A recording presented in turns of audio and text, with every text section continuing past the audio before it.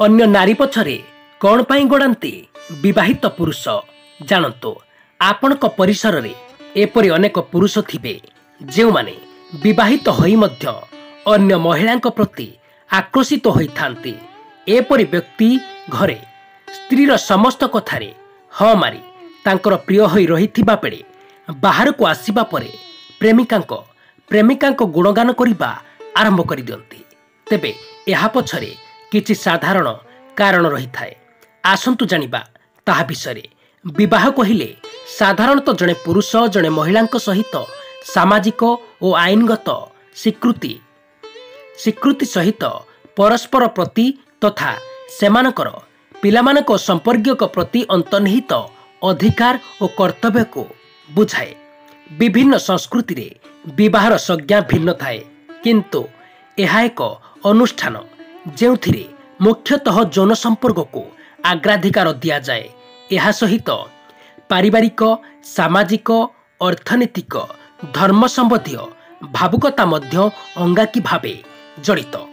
केतेक संस्कृति रे कोनोसी जौन कारबार करिबा पूर्वरु विवाह बाध्यतामूलक। नारी पुरुष को आकर्षित करे। नारी दुनियार सबुठारु बड़ आकर्षण, जार इशारा रे पुरुष काठकंढी पालटि जाई थाए। यार कारण हेउछि नारीर सौंदर्य और यौवन। नारी जेते वयस्क हेले मध्य निजको सबुठु सुंदर और यौवनमयी बोली भावे।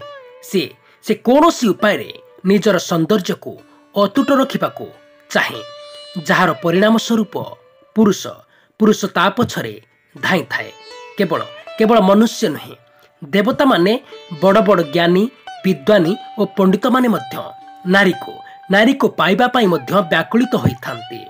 नारीर सौंदर्य शरीर गठन प्रत्येक पुरुष को आकर्षित करिथाए।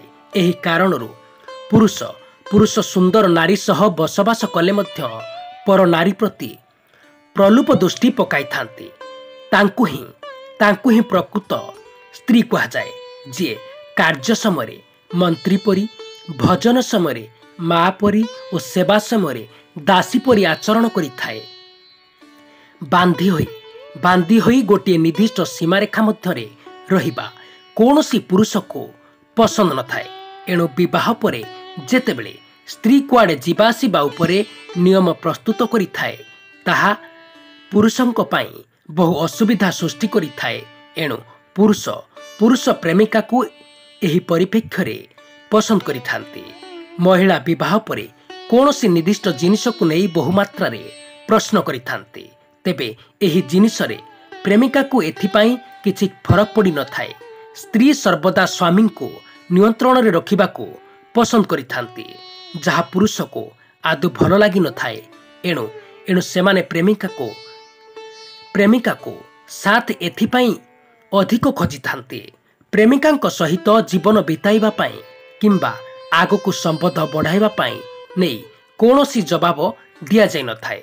एणु तांको सह संपर्क भांगी थिले काहाकू एते फरक पड़ी न थाए, किंतु अपर पक्षरे स्त्री को जीवनर समस्त शर्त पालन करिबा जवाब देबाकू पड़ी थाए। एपरिकी वैवाहिक संपर्क भांगिबा बा अधारू छाड़ी पळाइबा कौनसी सहज कथा नुहे। विवाह परे स्त्रींकर समस्त जिनिसरे मंजूरी आवश्यकता होई थाए। से घर हेउ बा बाहर काम सबुथिरे स्त्रींकर मंजूरी निहाती आवश्यकता रही थाए, जहा पुरुषों को बिल्कुल पसंद न थाए। एतिसह विवाह परे महिला माने निज शरीर एवं सुंदरतार सठिक ध्यान रखि न थांती।